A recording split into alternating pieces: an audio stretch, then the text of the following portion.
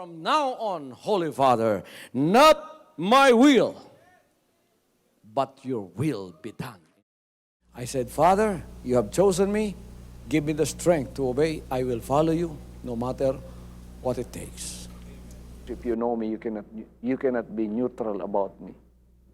Either you will hate me or you will love me. Because there is only one important business in the world. It is the business of salvation.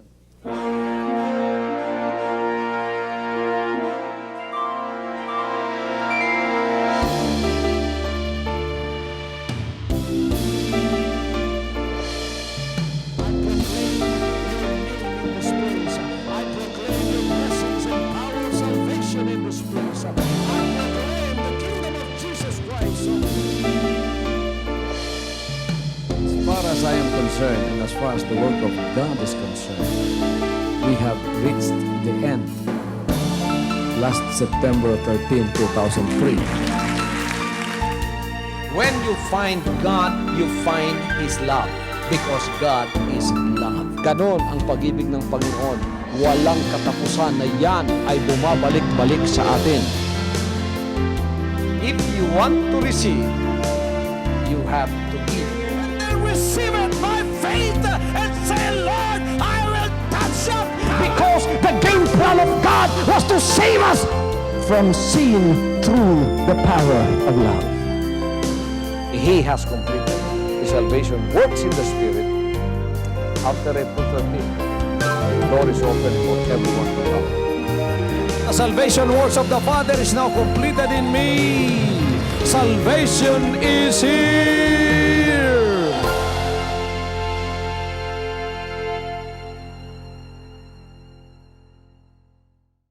Lalong lalago ang kapangyarihan ng Diyos sa inyong mga buhay.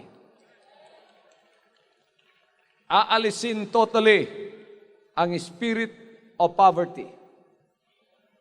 Ang poverty ay espiritu. Alam niyo? Hindi yon physical muna o hindi physical manifestation. Kundi yan ay isang spiritual manifestation. It starts in the spirit. It is a spirit. That's why the Lord is able to let that spirit go through His power, tapos papalitan ng isang bagong espiritu na walang iba kundi ang espiritu ng kasaganaan. Paano mong malalamang ang espiritu ng kasaganaan ay nasa sa iyo na? Magtataka ka. Biglang-bigla magiging giver ka. Yun ang pasimula. Noon, medyo kuripot ka. Medyo may katakawan ka pa. Para sa iyo lang ang nakikita mo. Espiritu ng karukaan yan.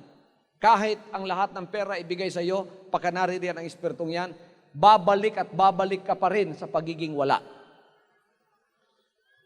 Pero pagka pinasimulan na ng Diyos ang espiritu ng kasaganaan sa iyo, kahit salat ka sa lahat ng bagay, pag pumasok sa iyo yun, magtataka ka, hindi ka makakatulog, kundi ka makakatulong, kundi ka makakashare, kundi ka makakabahagi.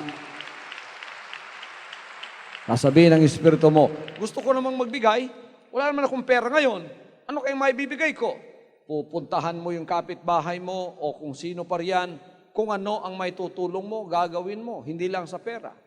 Halimbawa, nangangailangan siyang makipag-usap ka sa kanya, 2 oras, mahalaga yon. Pupunta ka doon, pakikipag-usapan mo siya, 2 oras para ma-encourage mo siya. Giving din yon. So the spirit of giving will come into you and you will become a giver instead of a taker. Pagka nagpasimula na yan, kahit saan ka pa, ang pagpapala ay susunod na sa buhay mo. The blessings will follow you because Luke 6:38 says, give and it shall be given back.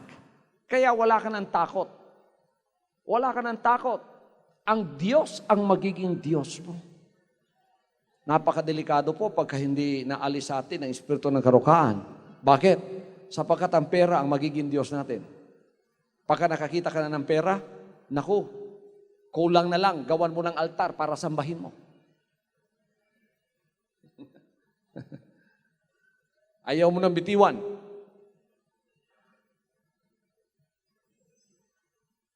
Magiging maramot ka. Nakatabi na ba kayo ng tao maramot? Pagka maramot ang tao, hindi ang Diyos doon sa langit ang Diyos niya, iba yung Diyos niyan. Salamat dito sa Kingdom Ministry. Inalis ng Diyos yan. Hallelujah! Why? Because the communication of the Spirit of God in us tells us, do not worry. I will supply your every need. Hallelujah! Ang mga anak ng Diyos ba'y may pride? Meron. Okay. Sasabihin ko sa inyo, kailangan ang mga anak ng Diyos ang pinakamataas ang pride. Aba, iba yan, pastor, ah. Sa taong 2003, dapat tayo ang pinakamataas ang pride. Kasi kayo, magtataka kayo, sisiyak ang mga mata niyo. Ha? Ano bang pride ang sinasabi ko? Ito'y totohanang pride. You have mistaken pride with ego. Ego is different than pride. Pride is good because pride in us lifts us to God. Pride that's in us lifts God. It exalts God. Ang pride ko, mai-exalt ko siya. Kaya ang tunay na pride, nagpapataas sa Diyos. Nagpupuri sa Diyos. Ginagawa ang kalooban ng Diyos, anuman ang mangyari. May loyalty sa Diyos. May paninindigan sa Diyos. Yan ang tunay na pride. Ang ego, everybody says ego, sa English, E-G-O. That is ego. Yun ang dapat wala sa atin. Alam niyo kung anong nangyayari? Nagiging baligtad. Hindi na ako magsasalita sa ibang nationality, Pilipino na lang muna kasi nandito tayo, Pilipino tayo eh. Ang Pilipino, maraming panahon walang pride. Pero ang tataas ng ego.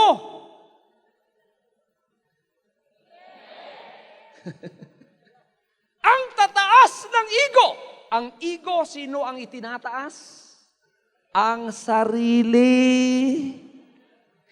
Ang ego ang ginagawa Diyos. Ang sarili. Ang pride ang ginagawa Diyos. Ang Diyos sa langit.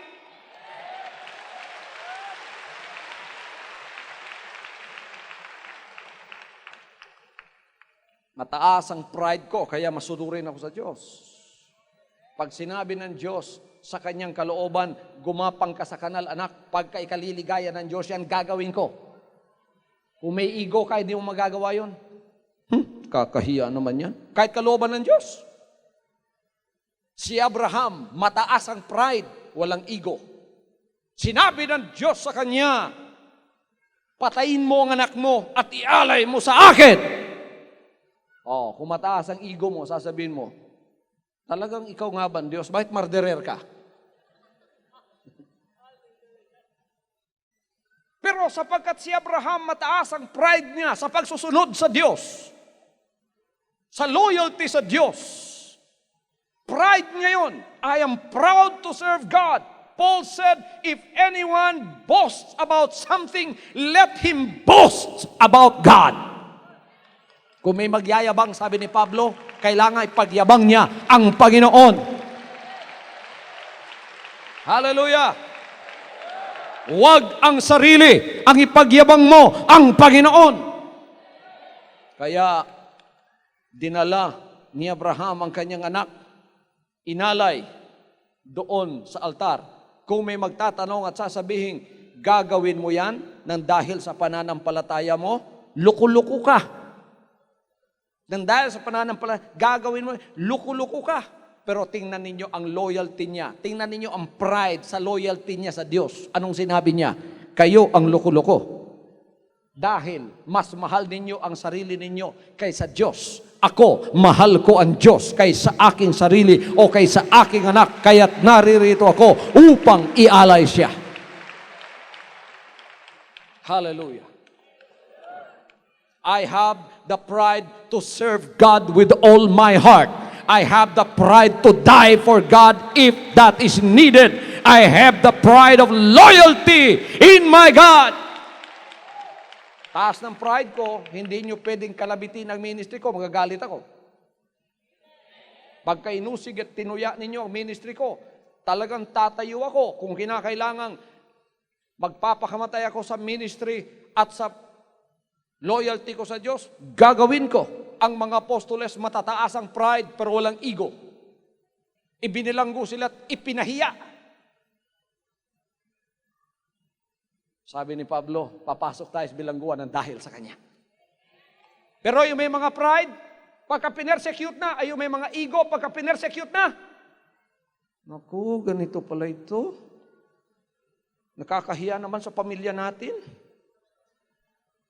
Aatras, iiwan ng Diyos sapagkat ang kanilang mahal, ang sarili nila, mas Diyos-Diyosan ang sarili. Huwag lang mapahiya ang sarili, bahalang mapahiya ang Diyos.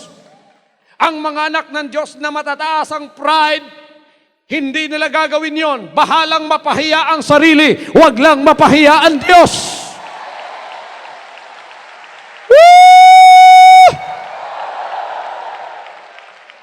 Kaya kung mayroong mga pinakamataas ang pride dito upang iangat at upang sambahin at luwalhatiin ng Diyos ang mga taga-kaharian, mga anak ng Diyos sa kaharian, ang pinakamataas ang pride sa kanilang paglilingkod na kahit alipostahin sila, kahit usigin sila, kahit murahin sila, nakatayo pa rin, hindi nahihiya.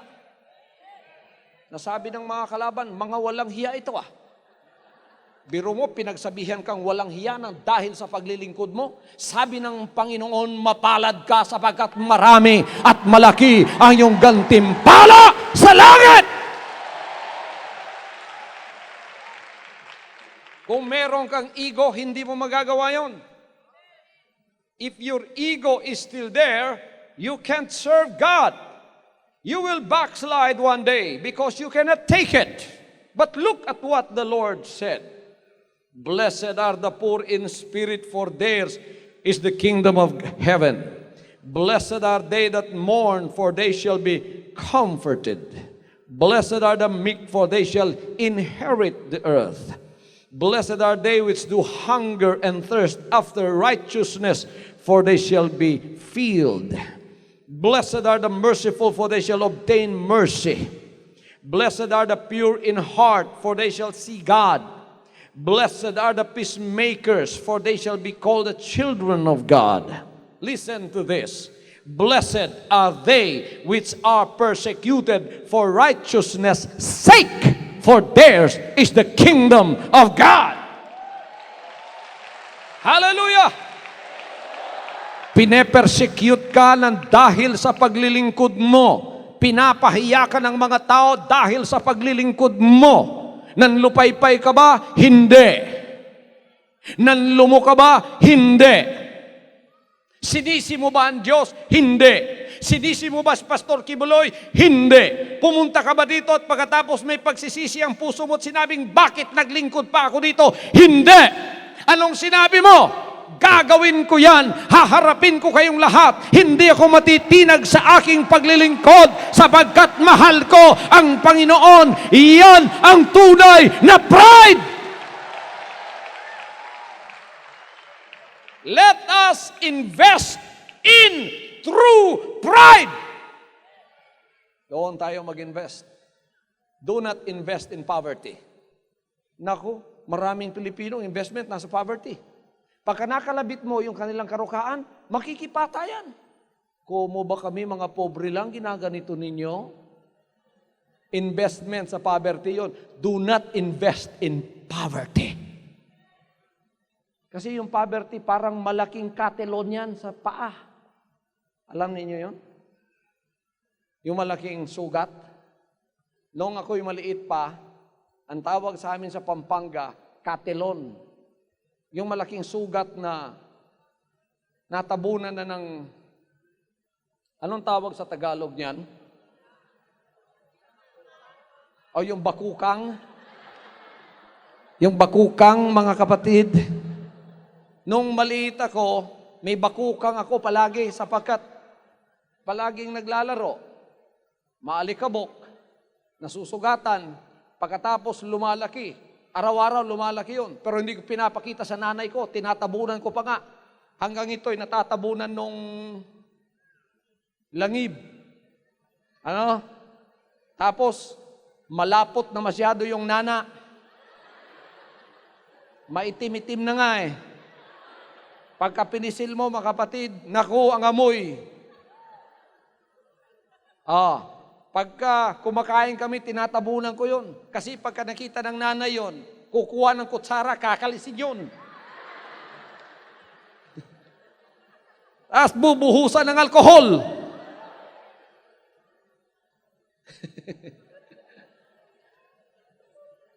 Ganon ang poverty. Ang ibang mga tao, mahal na mahal nila ang kanilang poverty. Pagka nagalaw yung kanilang poverty, makikipag-away, wag, wag, wag!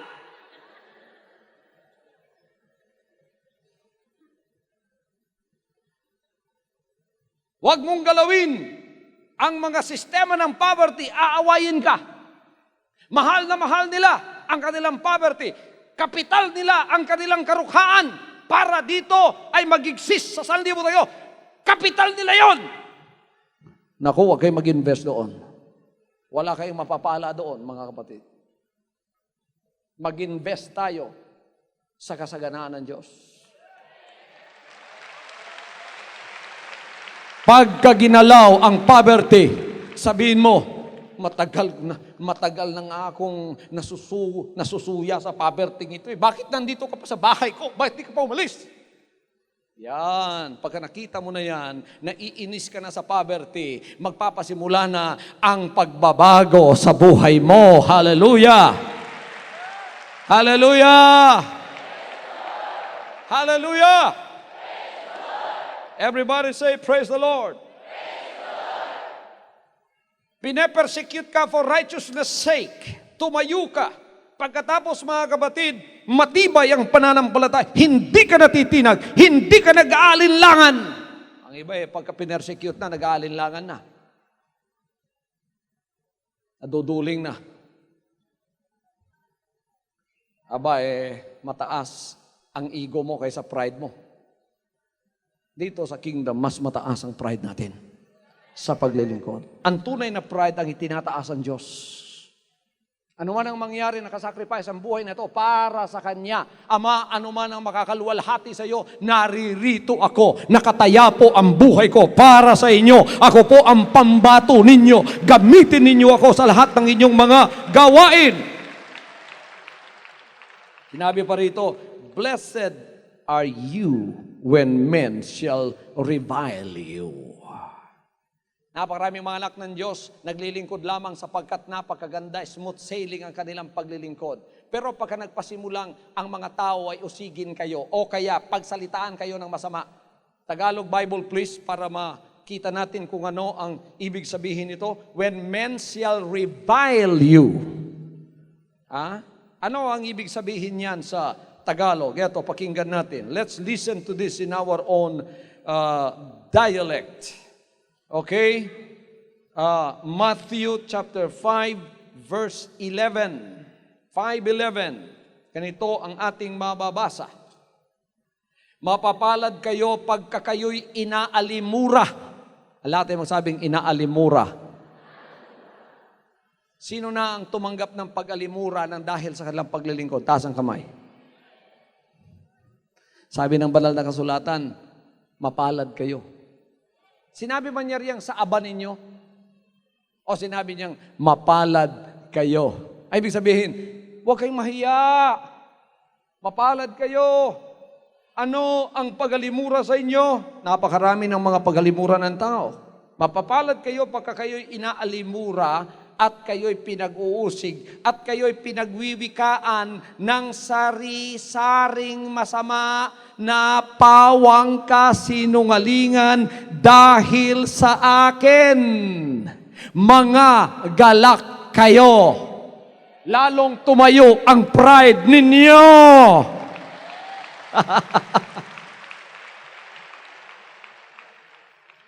Pero inaalimura, pinag-uusig, pinagwiwikaan ng sari-sarit salitang masama na pawang kasinungalingan dahil sa akin. Example sa inyong pastor, name it, lahat siguro sinabi na sa akin. Oo, lahat siguro inakusan na sa akin. Lahat ipinatong na sa akin, mga kapatid. Kaya kung nakikinig kayo sa labas ng mga balita, naku, ang pastor nito, ang pinakamasama. Masama pa ako kay Judas Iscariote. Masama pa ako sa pinakamasamang notorious na Abu Sayyaf dito sa Pilipinas. Pagka nakikinig kayo sa ibang tao. Nasira ba ang disposisyon ko ng dahil doon? Ako ba'y nanlumot pagkatapos sinabi kong, Panginoon, dahan-dahan na lang po akong mangangaral dahil po dami na pong akusasyon sa akin, dami na pong pinagsasabing masama sa akin? Hindi. Lalong tumataas ang pride ko. Sinabi ko sa sarili ko, lalo kong pag-iibayuhin ang aking paglilingkod. Lalo akong mangangaral ng magandang balita ng pagsisisi. Spiritual revolution. Ano man ang gawin, lalong tataas ang pride ko, mawawalang lalo ang ego ko. Mga Pilipino, alisin ang ego at ang pride ang itaas.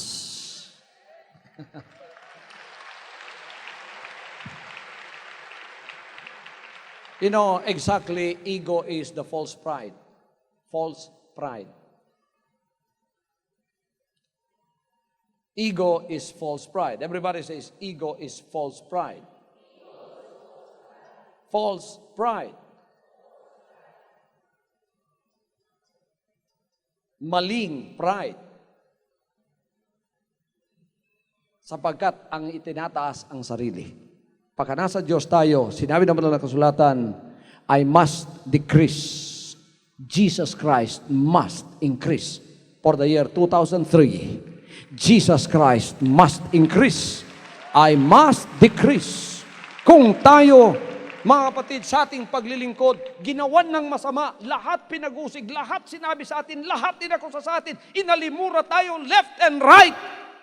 Aalisin ng Diyos ang espiritu ng pag-aalinlangan tulad ng aking dalangin kanina because the Lord has revealed this to me. He said, my son, the number one demon that deceives my people is the demon of doubt. Sapagkat ang mga anak ko ay mga mahihina. Galing sila sa karukhaan sa espiritu. Mahihina sila. Isang salita lang. Sinabi ko nga, nagre-reklamo nga ako sa Panginoon. Sinabi ko, anong sinabi ko sa Panginoon?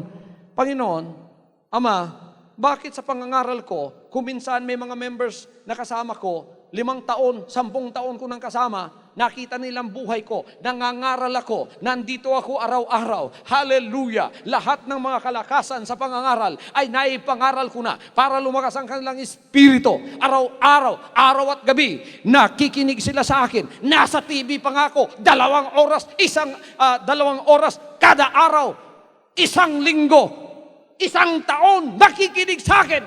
Bakit isang demonyo lang ang lumapit sa kanila at sasabihin, alam mo ba, si Kibuloy, ay masamang tao yan. Tapos mga kapatid, makikita ko yung 10 taon ko nung kasama, pagdating sa akin, duling. Kaya lumapit ako sa Panginoon, sabi ko, Gaano ba ka-powerful ang demonyong ito, Panginoon? Bakit ako, 10 taon ako nangangaral, 2 oras pa nga sa TV, ang mahal ng binabayad ko, araw-araw nakikita pa nila ako, Panginoon, itong demonyong ito, ngayon lang bumisita, bakit duling kagad ang anak ninyo?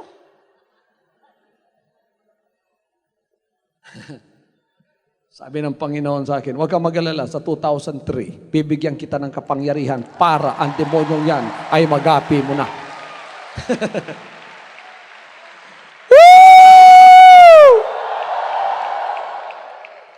Pero ninyo mga kapatid, 30 years na akong nangangaral ng magandang balita. Napakaganda ng record ko. Tingnan yung track record ko mga kapatid. Spiritually, morally, physically, emotionally, mentally, malinis ang record ko.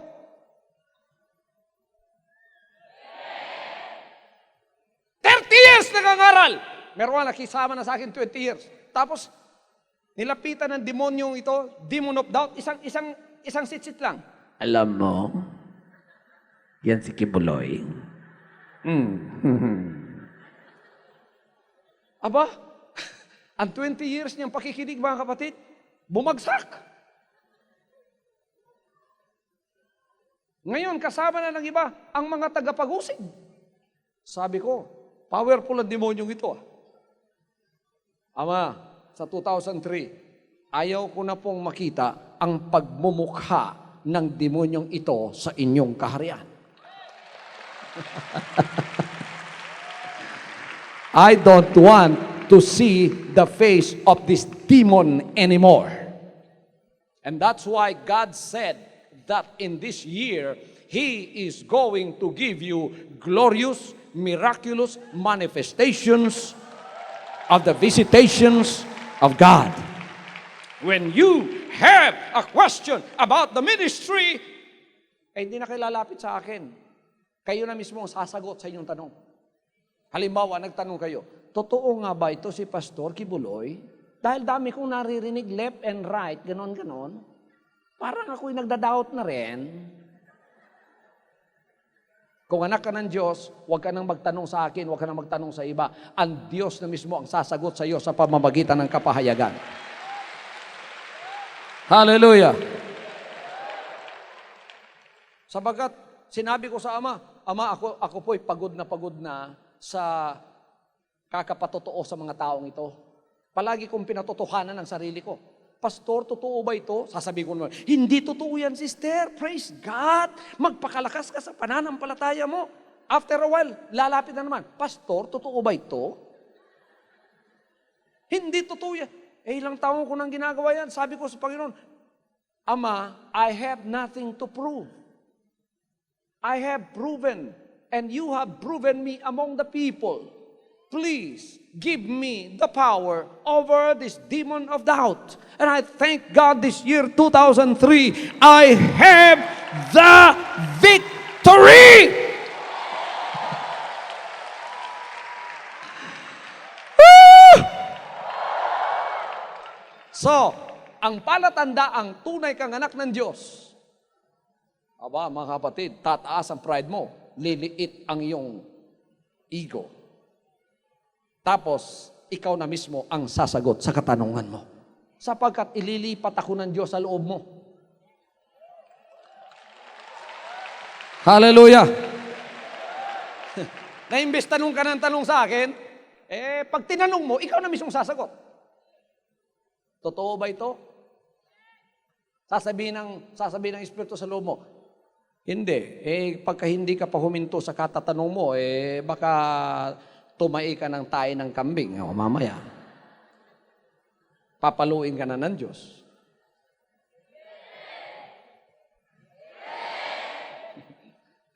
Mga material Israelite, ganun, di ba? Yung mga material Israelite na walang Espiritu ng Diyos.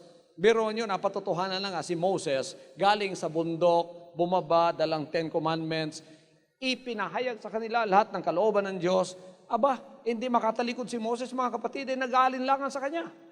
Anong ginawa ng ating Panginoon? Gumawa siya ng isang paraan ang lahat ng mga nag-aalinlangan nilagay sa kaliwa at ang mga tagasunod ay nilagay sa kabila at pagkatapos lumindol. Ang lahat ng magnagalinlangan, kinain ng lindol. Wag ninyong pabayang mangyari yon.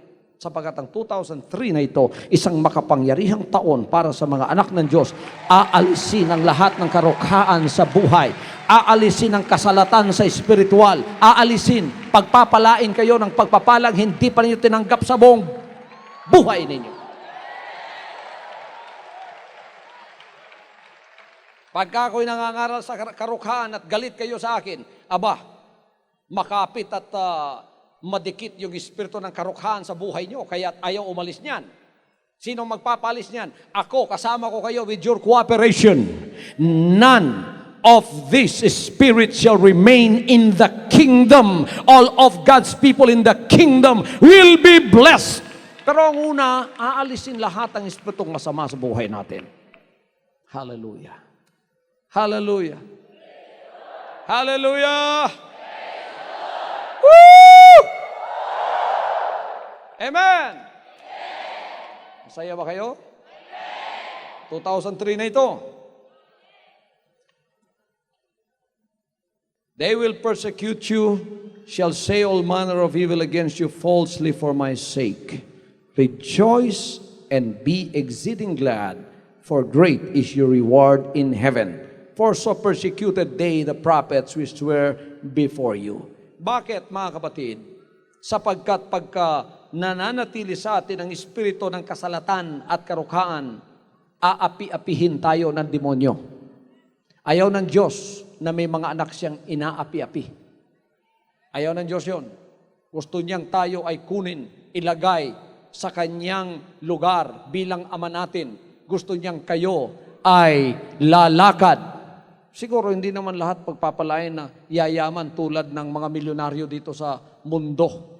Pero aalisin niya ang kasalatan sa buhay natin na ang lahat ng kailangan mo ay kanyang isusupply sa taong ito. Kung sa taong 2002 hindi nangyari yan, mangyayari ngayon yan sa 2003. All of your personal, physical, spiritual needs will be supplied of God bountifully. Hallelujah. Hallelujah.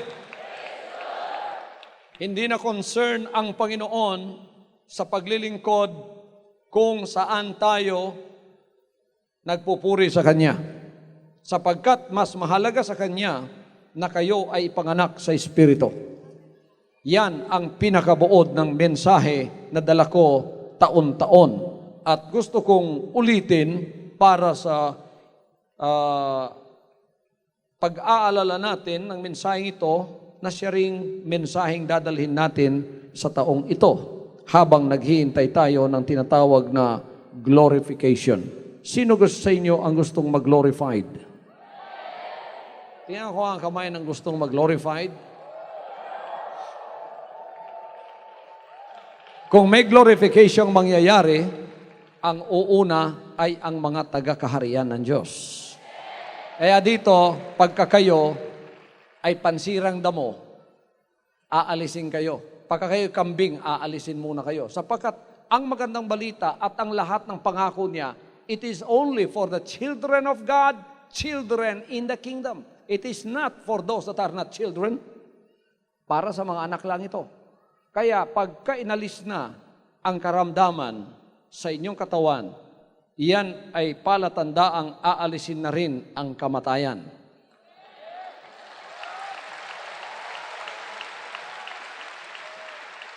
May article na nabasa ko sa dyaryo, hindi pa nagtagal, na sinasabing merong isang homeless sa New York. Nakakita na raw siya ng Fountain of Youth. Sa New York nila nakita. Matanda yon, 50 years old. Nang uminom siya sa tubig na ito, na tinatawag nilang Fountain of Youth, bumalik siya sa pagiging 25 years old. Nagbago lahat ang mukha niya, lahat-lahat. Patapos may mga tao din na kasama niya, ganun din ang nangyari sa kanila. Kaya nabulabog yung area yun ng New York. Hinanap kung saan ang Fountain of Youth. Alam niyo kung saan nila nakita? doon sa isang sirang kasilyas.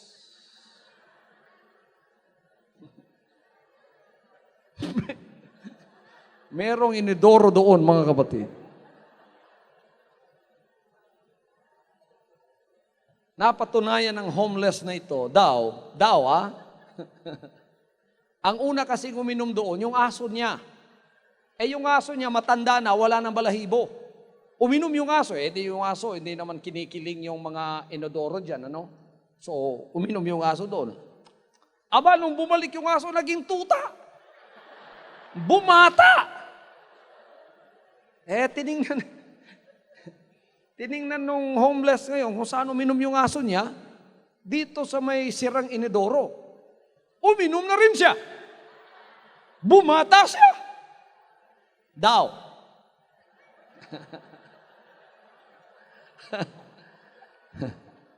Maniwala kayo kung maniwala kayo, basta't nabasa ko lang yon. Ewan ko kung gaano katotoo. Pag kayo na totoo, baka puntahan natin yon, kumuha ako ng tubig doon, sinong unang susubok?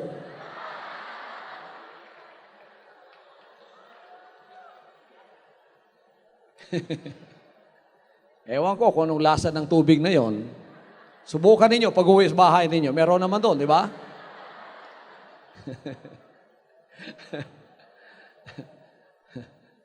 Si Brother Bernard, baka nakainom na ito, bumabata eh. Pero ito ang tunay.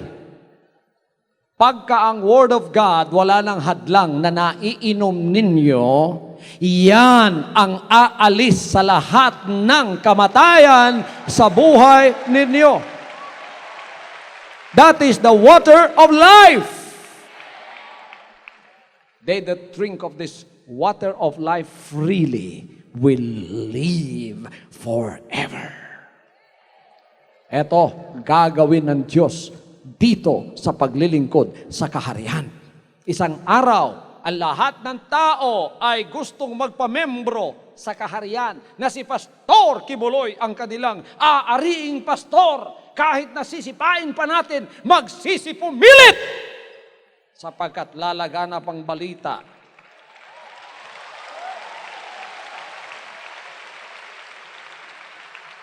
Na naririto hindi lang ang fountain of youth, kundi ang water of life. That you will live forever. Naaalisin ang kamatayan. Sapagkat ang lahat ay nangangailangan ng buhay na walang hanggan. The Bible says the last enemy to be conquered is death. When that happens, glorification will set in. 1 Corinthians 15 says, at that moment, we will say, death, where is thy sting? O grave, where is thy power? Glorification will come. It will change our vile body, that it will be fashioned like the glorious body of the Lord Jesus Christ. And it will begin in us. Dito magpapasimula sa atin yan. Amen? Sinabi ng babae, kung pagsambang pinag-uusapan, sinabi ng babae sa ating Panginoon sa John 4:20, our fathers worshipped in this mountain. And you say that in Jerusalem is the place where men ought to worship. Jesus said unto her, woman, believe me, the hour cometh when you shall neither in this mountain, nor yet at Jerusalem worship the Father. Sinabi niya sa babae, sinabi ng babae sa kanya, sinabi ng babae sa kanya, kaming mga Samaritano, tinuruan kami dito sa bundok na ito magsamba. Dito sa Pilipinas, daming ganyan, ano? Mount Makiling, sabi ng mga kultistang Rizal, doon tayo magsamba. Sinabi ng mga Samaritan, this mountain in Mount Nebo, where men ought to worship. Sinabi niya sa mga Hudyo, kayo mga Hudyo, sinabi ninyo, doon sa Jerusalem, dapat doon sambahin ang Ama. Sapagat yun ang sinabi ng banal na kasulatan na nandoon siya. Kaya't kung kayo magsasamba, ikaw ang maghahanap sa Diyos. Ikaw ang maghahanap sa Kanya. Kung malayo ka sa Jerusalem, kumuha ka ng kompas, tingnan mo ang Middle East, tapos doon ka humarap para sagutin ka ng Diyos. Sinabi ni Jesus Christ sa kanya, babae, dumarating na ang oras, at ang oras ay ngayon na nga, na hindi na sa bundok na ito, ni sa Jerusalem, sasambahin ang Ama. Wow, revelation yan. Makinig kayo, hindi na sa bundok na yon, hindi na sa Jerusalem. Wala na doon. Saan siya sasambahin? Sinabi niya, the hour cometh, and now is, when the true worshipers shall worship the Father in spirit and in truth. Dumarating na ang oras at gayon ay yan na nga ang tunay na tagapanamba, sasambahin ng Ama sa Espiritu at sa katotohanan. For the Father seeketh such to worship Him. At ito ang hinahanap ng Ama na magsamba sa Kanya.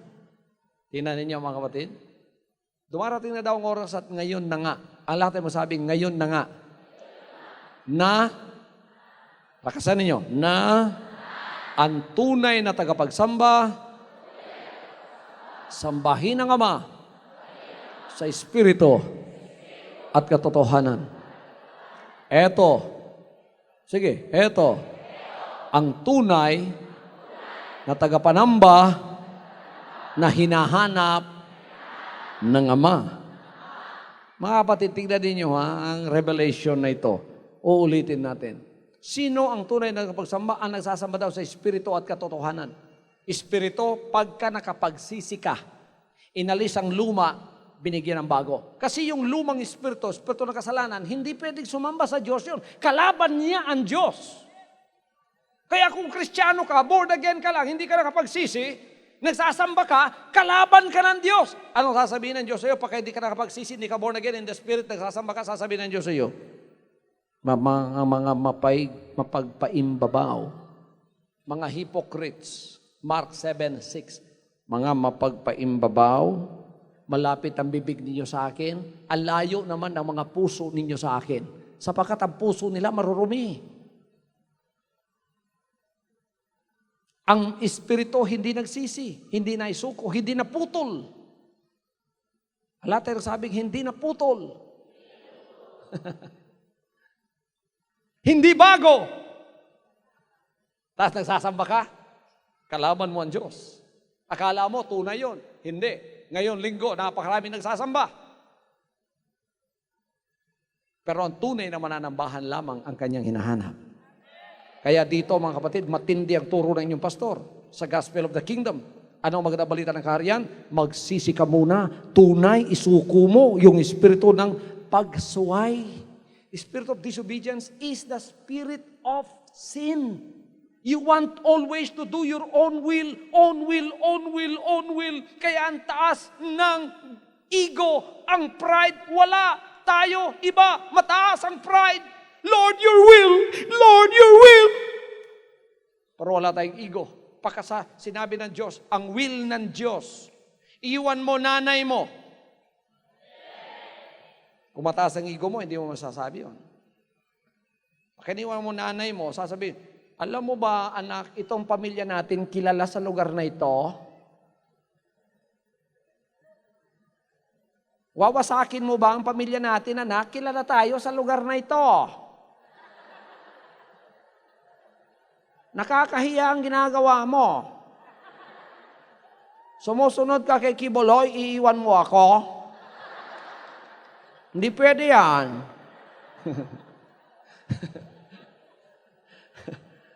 Amen? Pero tingnan ninyo mga kapatid, ang tunay na tagapanamba, thy will be done. Yung spirit of disobedience na yon, umaalis yun. Kasi ang itinataas mo ng sarili. Kaya ang tao gumawa ng relihiyon, kasi ang relihiyon, ayon sa kanyang espiritu ng pagsuway. O, tingnan niyo mga relihiyon, kung sinasaway ba kayo sa ginagawa niyo? Sinasaway ba kayo? Hindi. Rituals lang lahat. Kaya walang diretsong pangangaral na ganito eh. Walang diretsong pangangaral na ganito nadidinig ninyo. Rituals lang. Okay na kayo. Kaya pagka dumating kayo dito, naninibago kayo, ano? Hallelujah. Rituals, ang iba naman, lalapit, mga kapatid, rituals lang lahat. Walang pangangaral na ang espiritu ng tao ang inaayos, na tinatrabaho, yung espiritu hindi tunay, pinaaalis. Kaya sa lahat ng mga mangangaral, sinabi ng Ama sa akin, ikaw lang ang tunay na nag-aararo, anak. Itong lahat ng mga nagkukunwaring mangangaral, yan ay natutulog lang, hindi inaasikaso yung trabaho sa espiritu. Ikaw lang ang tunay na umaararo. Hinaharap mo ang lahat ng bato, hinaharap mo ang lahat ng mga dawag at tinik, hinaharap mo ang lahat ng mga kobra. Pero mo, pagka nangaral ka na ng ganito, marami na magagalit sa'yo. Yung mga espiritu masasamang yun, magagalit sa'yo, na nasa sa loob ng tao. Magiging kobra yun, gaganon sa'yo yun. Ikaw, Kibuloy. Kaya pagka lumabas dito, ang dami ng persecution, ang dami ng mga pag-uusig, ang dami ng mga salitang masasama, ang ibabato nila sa akin. Pero anong sinasabi ko? Gawin na ninyo ang lahat, basta't ako'y susunod sa kalooban ng Ama. Ako'y magngangaral pa rin. I will still preach the message of repentance. I will still declare a spiritual revolution. The Father should become the King and the devil should get out from the house of God. Magpapatuloy pa rin ako, mga kapatid. Kahit natapakan na ako na lahat ng tao, basta't ikaliligaya ng Ama, yun ang gagawin ko. Kaya dito tinatanggap ng Ama ang ating pagsamba sapagkat bago ang mga espiritu natin. We have a renewed spirit. We are children of God. That's why when we raise up our hands unto God, that child of God in us, that spirit of obedience in us, that is what God sees. And then that spirit of obedience teaches us to follow the will of God. The will of God is the Word of God. The Word of God is truth, spirit, and truth. Ito ang hinahanap ng Ama. Buong Maynila nagsasamba ngayon sa Kanya kasabat Kristiyanong bansa ito. Naghahanap ang Ama. Makati, wala. Pasay, wala. Naku, maliwanag ang ultra. Baka nandoon ang mga anak ko. Woo! Quiapo, madilim. Mandaluyong, lalo na.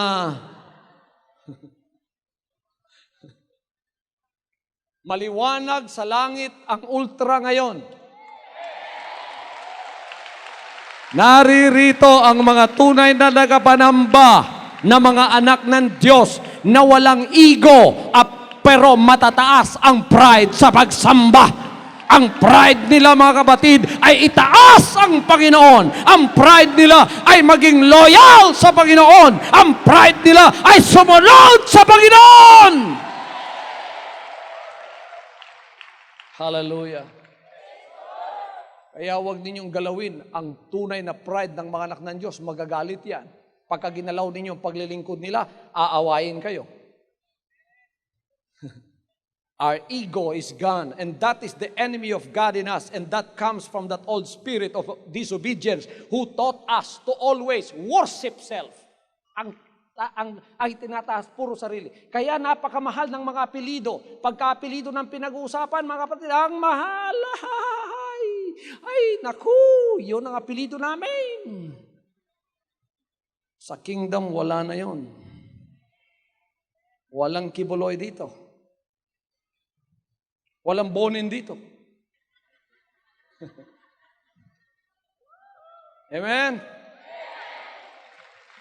Kaya, kapala dito si Brother Bernard sa lahat ng mga artista, siyang nagpakababa, no? Alam mo, Brother Bernard, kinuha lahat yung kasikatan at kayamanan mo para makapasok ka lang sa karya ng Diyos. Yung mga ka-artista mo, kawawa yon. Kailangan sila ay maging kagaya mo lahat bago makapasok sa karya. Kasi pagpasok ni yung mga contemporaries mo dito, kikilalaning artista dito yun. Kikilalanin yun. Bago ba ang espiritu mo? Yan, dito. Sino ka man? Artista ako. Hindi, walang artista dito. Isa lang ang artista dito, si Pastor Kibuloy lang.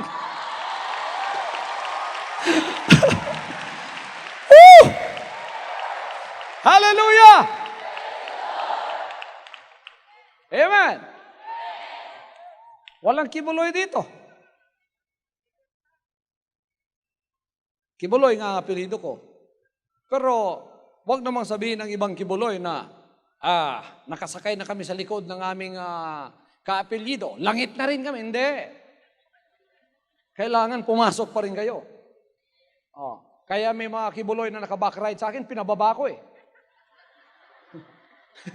Bumaba kayo, sumunod din kayong tulad ko. Sabi ko, huwag kayong bumack-ride sa akin. Ako nga ang alagad ng Diyos, pinahiran, naging anak, sumusunod pa nga ako hanggang ngayon. Hanggang ngayon nga, sumusunod ako ng matindi. Kayo pa? Kayo pa? Ako nga pinahiran ng langis. Hanggang ngayon, sumusunod ako 24 hours, 7. Ano yun? 7:24. 7 araw, 1 linggo, 24 oras, 1 araw. Sumusunod ako. Nakaangkas kayo sa akin. Hindi pwede yun. Walang angkasan dito.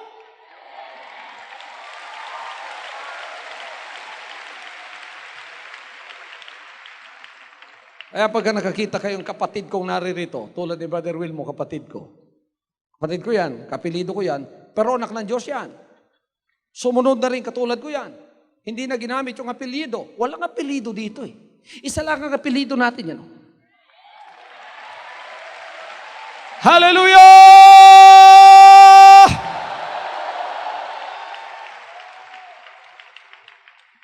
Walang exempted sa karya ng Diyos. Lahat ay susunod. Ngayon, ano naman ang akusasyon ng demonyo sa akin? Wala raw akong pag-ibig. Aba, totoo nga yun. Wala akong makataong pag-ibig. Wala akong makalamang pag-ibig. Unang-unang nasa sa akin ay makalangit na pag-ibig. Anong makalangit na pag-ibig? Anong makalangit na pag-ibig? Itinataas ang Panginoon. Kahit kapatid kita sa laman, pagka sumunod ka, anong sasabihin ko sa iyo? Pagka pumasok ka, sumunod ka rin katulad ko. Sumunod ka rin katulad ng iba. Hindi ka exempted. Amen. Naku, wala ka ng makataong pag-ibig, wala ka ng makalamang pag-ibig, wala na yun. Ego yun. Ego yun. Wala na tayong ego dito. Pride meron.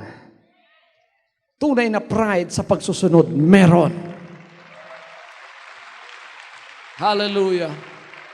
Tatayo ka ba sa harap ng langit pagkatapos sasabihin mong, Panginoon, exempted to? Sabi ng Panginoon, bakit? Yung anointed mo, kapatid ko yon.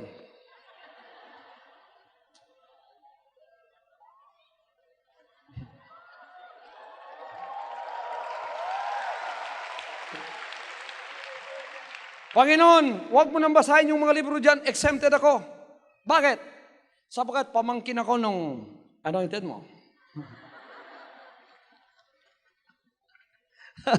Wala sa langit yun. Hindi political party ito.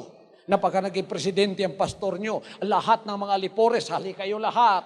Lahat ng mga kapit toko, lahat ng mga linta, hali kayo lahat. Wala yon sa langit, mga kapatid.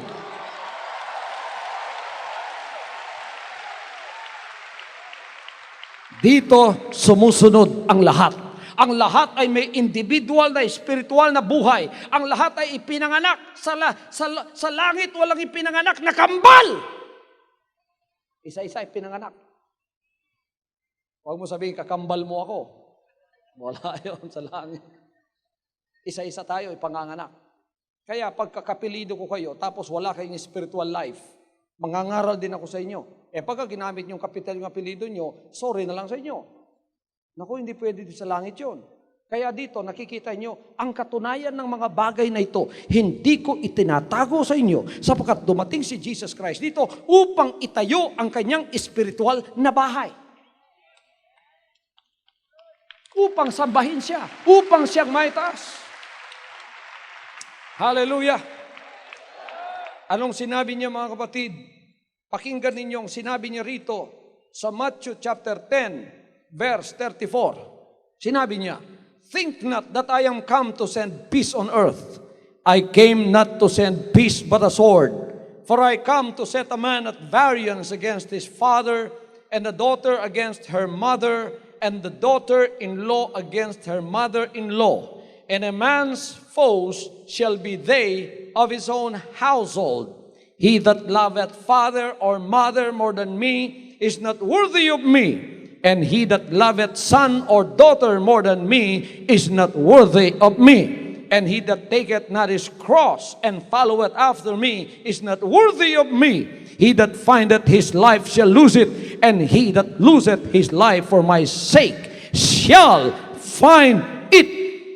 Huwag ninyong isiping ako'y dumating dito sa lupang ito upang magdala ng kapayapaan. Sinabi niya, hindi kapayapaan kundi tabak, sapagkat dumating ako rito upang...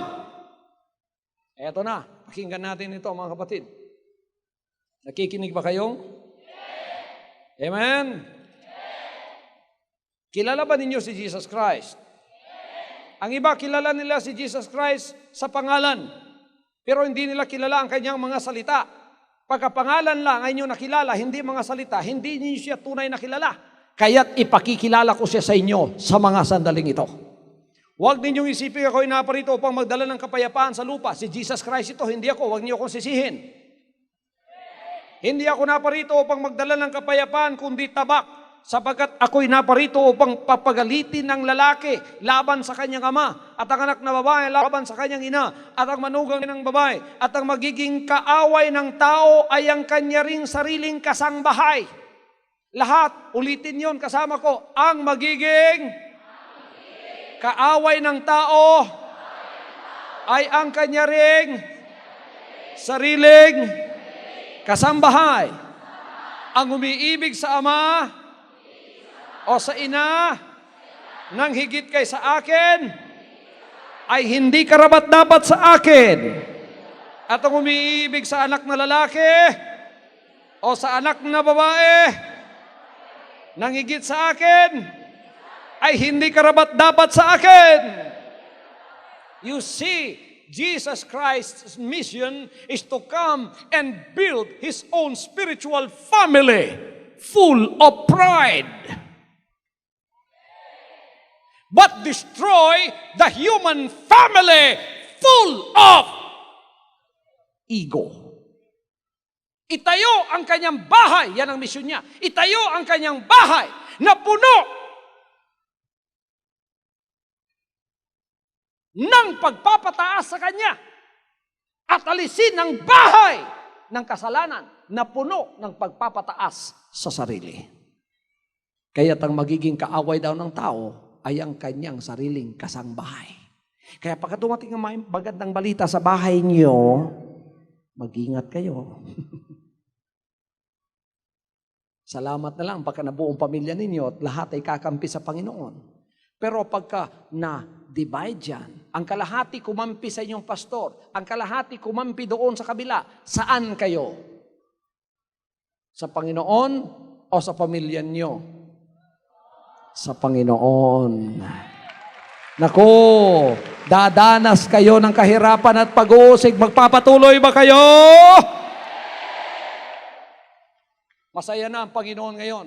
Bakit? Sapagkat meron na siyang tunay na anak na nagtatanggol sa Kanya. Tunay na anak na nangangaral ng Kanyang kalooban. Tunay na anak na tumatayo para sa Kanyang mga salita na hindi itinatago at hindi natatakot. Hindi lang ako nag-iisa ngayon, marami na tayo. Hallelujah. Mga anak ng Diyos tayo pinanganak sa Espiritu. Masaya ba kayo? Kaya wala na sa Jerusalem, wala na sa bundok, kung saan ang mga anak niya na nagsasamba sa Espiritu at katotohanan, naroroon siya. Sa mga sandaling ito, naririto siya sa ultra. Hallelujah! Tunay ba kayong anak ng Diyos? Tingnan ninyo. For he is not a Jew which is one outwardly, neither is that circumcision which is outward in the flesh, but he is a Jew which is one inwardly, and circumcision is that of the heart, in the spirit and not in the letter. Ang tunay na Hudyo ay hindi yung ipinanganak na Hudyo sa labas. Ay ibig sabihin, ang tunay na anak, Hudyo lang noon eh. Rasang Hudyo. Kaya kawawa tayo pagka hindi tayo Hudyo. Pero ngayon, ang tunay na Hudyo, hindi pinanganak na Hudyo sa laman. Hindi nakilala ng Diyos ang laman. Hindi nakilala ng Diyos ang rasa. Hindi nakilala ng Diyos ang apelyido. Ang tunay na Hudyo raw ay yung ipinanganak sa Espiritu. Ang tunay na Hudyo ay yung Hudyo sa Espiritu. At ang tunay na pagtutuli, kasi noon ang mga Hudyo, pagka hindi tuli, mga kapatid, hindi tatanggapin. Iyon ang covenant ng Diyos sa kanila. Tinutuli ang mga Hudyo. Kasi ang pagtutuli, this is a symbol of cleansing. Mabantot at mabaho ang hindi tuli. Physical na Hudyo pa naman sila. Kaya't covenant yun. Hindi ka magtataas ng kamay pagkat hindi ka tuli. Pag hindi ka tuli, pipitikin ka ng Diyos. Puk! Alis. Mabantot ka. Kung ka. Sinabi niya ngayon, ang tunay na pagtutuli ay hindi na raw yung sa laman. Ang tunay na pagtutuli ay ang sa Espiritu, ang sa puso. Hallelujah. Hallelujah. Ang pagtutuli sa laman, hindi mahirap, madali lang. Nung high school kami mga kapatid, mga classmate ko, naglinya kami lahat. Yung tumuli sa amin, Abu Sayyaf. Mga Muslim, kasi yung yung brother-in-law ko, Muslim yun. Kaya, hindi alam ng kapatid ko yun. Pumunta kami doon, kasama ng mga classmate ko. Umuna na yung mga classmate ko. Gumunguya siya ng bayabas na hilaw. Halika, sige na.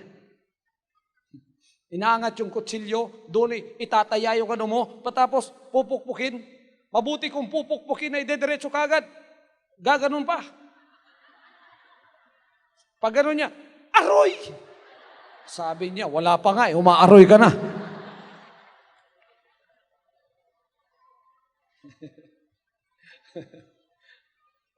Ngayon nata, moderno na Wala na raw doon ngayon ang tunay na pagtutuli. Ang mahirap tuliin ang Espiritu. Pero ginawa ba ng pastor nyo? Tingnan ninyo, bawat ako'y mangaral, maging New Year man o hindi, Thanksgiving service man o hindi, nangangaral ako ng pagtutuli. Nagtatrabaho pa rin ako. Sabi ng Panginoon, ang buong bansang Pilipinas, anak, puro hindi tulian. Pero mo, 70 million ipatutuli sa akin. Panginoon, laking trabaho to Pero huwag kang malalala. Ipangaral mo. Ipinangangaral ko. Magsisi kayo. Ang ibig sabihin, magpatuli kayo!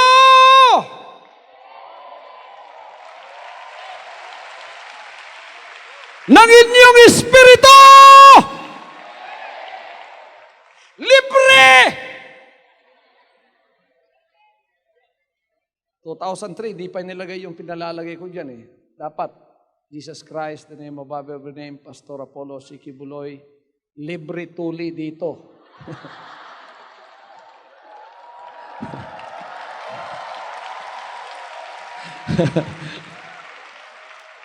Lahat ng mga tuli sa Espiritu, itaas ang kamay. Ayan, mabango na kayo sa harap ng Diyos. Hindi na kayo marumi sa kanyang harapan. Matthew 15:16-20, anong sinabi? Ang nakakadumi daw, hindi yung pumapasok sa bibig. Sapagkat ang pumapasok sa bibig, kahit hindi ka naghugas ng kamay, idadigest ng tiyan mo, ilalabas doon sa palikuran. Ngunit ang nakakadumi ay iyong lumalabas mula sa puso papunta sa iyong bibig. Sapagat mula sa puso, naroroon ang lahat ng kasamaan, ang inventions of evil, ang adultery, ang fornication, pangangalunya, pagnanakaw, pag-iisip ng masama, galing doon, lumalabas dito. Ang lahat ng chismis, ang lahat ng paninirampuri, galing dito, lumalabas doon, mga kapatid. Iyan ang nakakarumi sa tao. Kaya galing sa puso, kailangan ng puso at espiritong yan, matuli, maputol, maalis! Hallelujah. Huwag kayong umatras. Masakit nga ang tuli dito. Pero huwag kayong magalala. Meron naman akong bayabas na hilaw. Ayos na yan. Hallelujah! Kaya pagka malinis ka na, mga kapatid, pinasukan ka ng bagong puso, bagong espiritu, makapagtataas ka na ng kamay mo at sasabihin mo, hallelujah, tatanggapin na ng Diyos. Hinahanap niya ang tagapagsamba sa Kanya na mga malilinis, espiritu at katotohanan. Woo! Kaya pagka langit ang gusto ninyo, eto na ang langit ninyo. Amen. Kayo ang tunay na Hudyo.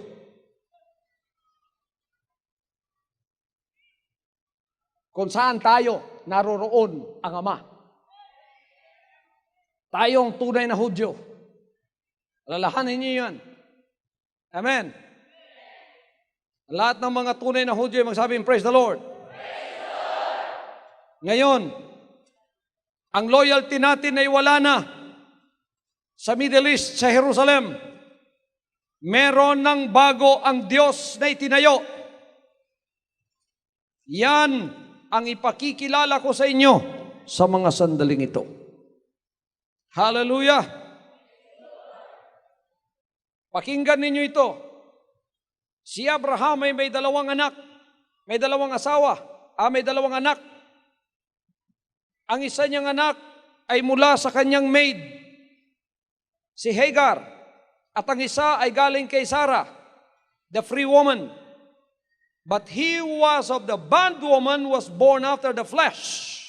But he of the free woman was by promise, which things are an allegory, for these are the two covenants, the one from Mount Sinai, which gendereth to bondage, which is Agar. For this Hagar is Mount Sinai in Arabia, and answereth to Jerusalem, which now is, and is in bondage with her children. But Jerusalem, which is above, is free, which is the mother of us all. Kinig kayo, mga kapatid. Ang dalawang asawa ni Abraham, si Agar ang isa, at si Sarah ang isa. Ang isa ay maid, ang isa hindi. Nagkaanak silang dalawa. Ngayon, sinabi niya, sa ating kapanahunan ngayon, ang Agar o yung maid ay walang iba kundi ang Jerusalem ngayon. Yan si Agar at nanganak ng mga anak sa pagkakaalipin kasama niya. Ngunit sinabi niya, tayo, mga anak ng bagong Jerusalem. Ang Jerusalem na galing sa langit. Sinabi niya rito sa verse 26, but Jerusalem which is above is free, which is the mother of us all. Ang Jerusalem galing sa langit ay ang ina nating lahat. Siya ang malaya. Sino yan? Sino ang galing sa langit? I-recite nga natin ang Lord's Prayer. Our Father, which art in heaven, hallowed be thy name.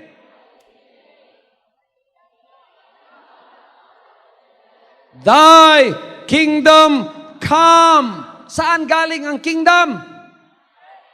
Sa langit. Sa langit galing ang kingdom, bumaba dito. Ang kaharian ng Diyos, yan ang kanyang bagong Jerusalem. Hallelujah! Ang binhi ng Diyos ay ang kanyang mga salita. Ang kanyang bagong asawa ay ang espiritu ng pananampalataya na ipinunla sa ating sinapupunan sa pamamagitan ng mensaheng sinabi, hindi ng kalooban ko, Ama, ang matutupad, ang sa iyo na. Kaya nga, Ama, ay may bago ng asawa. Hindi na yung Jerusalem sa Middle East, ang bago ng Jerusalem na dumating sa atin. Kuha ninyo? I-explain ko sa inyo. Ang Ama ay espiritu. Amen? Ang lahat ay magsabing, God is a spirit. Kung mag-aasawa ang Diyos, anong aasawahin niya? Espiritu rin. Ano ang gustong espiritu ng Ama? Patutot o matapat? Yung Jerusalem, ang espiritu ng Jerusalem doon sa Middle East, patutot ba yun o matapat? Kaya nga, basahin yung Old Testament, mga kapatid. Mangangalon niya ang Jerusalem na yon. Anong pangangalon niya sa harap ng Diyos? Magsasamba ka sa ibang Diyos-Diyosan. Galit ang Diyos, nangalon niya ka, sabi ng Diyos. Babalik na magsisisi, patatawarin na naman. Mangangalon niya na naman, patatawarin na naman. Mangangalon niya na naman. Hanggang napagod ang Diyos. Sabi niya, napapagod na ako sa iyong kapapatutot mo. Kaya pinadala niya kanyang anak doon, pagkatapos mininsahiyan sila ng mensaheng sinasabi ko sa inyo ngayon. Anong sabi ng mga Hudyo? Aba, bakit kami panganganak na muli? Tatay namin ang Diyos John 8:39 to 44. Tatay namin ang Diyos. Hindi kami pinanganak sa pangangalo niya. Tatay namin ang Diyos. Sabi ni Jesus Christ, kung tatay pa ninyo ang Diyos, hindi sana niyo ako uusigin. Hindi sana niyo ako papatayin. Sana makikinig kayo sa mga salita ko. Hindi ang Diyos ang tatay niyo. May tatay kayong iba. Pinakilala niya sa kanilang tatay nila. John 8:43. Ang tatay ninyo ay ang demonyo. At ang pita ng inyong ama ang ginagawa niyo sapagkat ay sinungaling mula sa simula at hanggang ngayon. Sinabi ni Jesus Christ yun. Ngayon, anong ibig niya sabihin? Tanggapin ninyo ang espiritong pinapadala sa inyo para maging tunay kayong mga anak ng Diyos. Tinanggap ba nila mga kapatid? Hindi. Tumalikod ang Diyos sa kanila, humarap sa mga hentil. At ang hentil ang tumanggap kay Jesus Christ. At sa pagtanggap ng mga hentil kay Jesus Christ, marami sa kanila tumanggap sa bibig lang. Hanggang sa isang panahon, after 2,000 years, naghanap si Jesus Christ among the Gentiles kung sino talaga ang ipinanganak sa Espiritu. Aba, sabi ni Jesus Christ, na ama natin ngayon. Karamihan ng mga hentil na ito, kamukha rin ng mga Hudyo naroon sa Jerusalem. Matapat ang kanilang bibig, malayo ang kanilang Espiritu. Naghanap siya at wala siya nakita. Isang araw, siya ay nangakong ipanganganak niya ang kanyang tunay na anak dito sa mga hentil, mga kapatid. Kaya doon sa Isaiah 53, nung siya nakapako sa krus, sabi niya, masaya siyang nakita ang kanyang binhi. Isang binhi. Nakita niya ang kanyang binhi. Masaya na siya sapagkat sa binhi niyang yon, lalago ang kanyang kalooban. Lalago. In his hands will prosper the will of God. In his hand will prosper the power of God. Nakita niya yon at masaya na si Jesus Christ sa kanyang kamatayan sa pag-aalay sa krus ng ating mga kasalanan. Isang araw, mga kapatid, dumating na nga ang kanyang anak, pinahiran, ipinadala sa inyo. At kung ano ang ginawa ng ama ko doon sa mga Hudyo. Makinig kayo. Kung ano ang ginawa ng aking ama doon sa mga Hudyo nang siya dumating doon at nangaral sa kanila at sinabing tanggapin ninyo ang espiritong ito para kayo maborn again sa spirit. Hindi siya tinanggap, di ba? He came to his own and his own received him not. They crucified him. Instead of receiving him, they crucified him. Ngayon, after 2,000 years, pumunta na siya sa mga hentil. Ngunit hindi pa rin siya kilala. Sapagkat ang katawang ginamit niya ay hentil. Pero ang buhay ay isa lang. Naririto na sa harap ninyo ngayon. Nangangaral. Ganon din ang sinasabi ko. Tanggapin ninyo ang espiritong ito na hindi tinanggap ng mga Hudyo. Anong sinabi ng mga hentil na tumatawag sa kanyang pangalan? Aba, nagsimula na. Si Kibuloy ay kulto. Si Kibuloy ay bulaang propeta. Si Kibuloy ay ganito, ganon. Inusig din ako dito. Pero salamat sa Diyos. Bakit? Sapagkat sa harap ko ngayon ay ang mga tunay na anak ng Diyos na tumatanggap sa kanyang mensahe.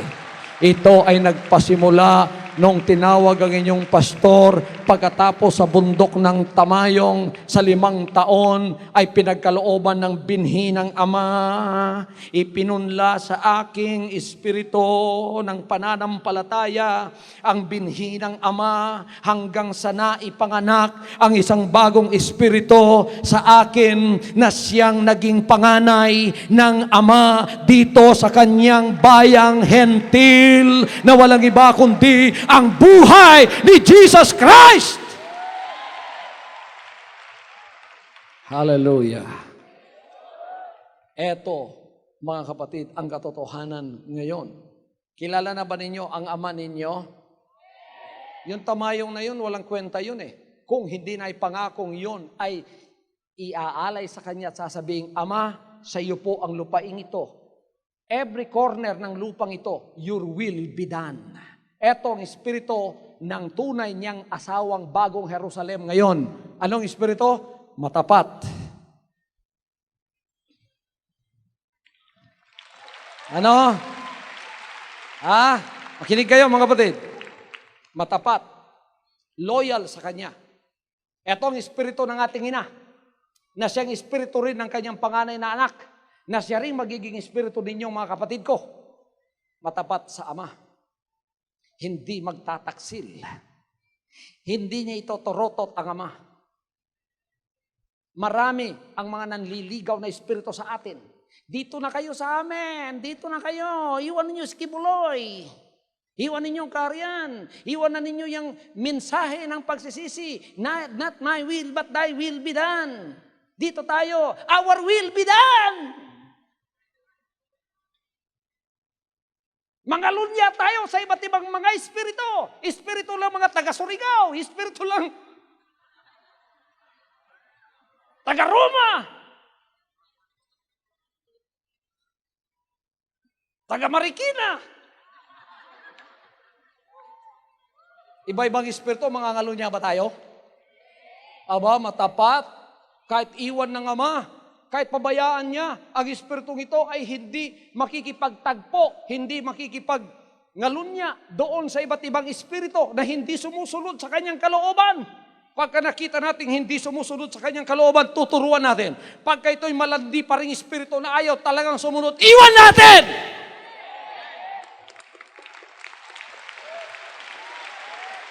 Hallelujah! Kaya yung mga espiritu natin hindi na malalandi.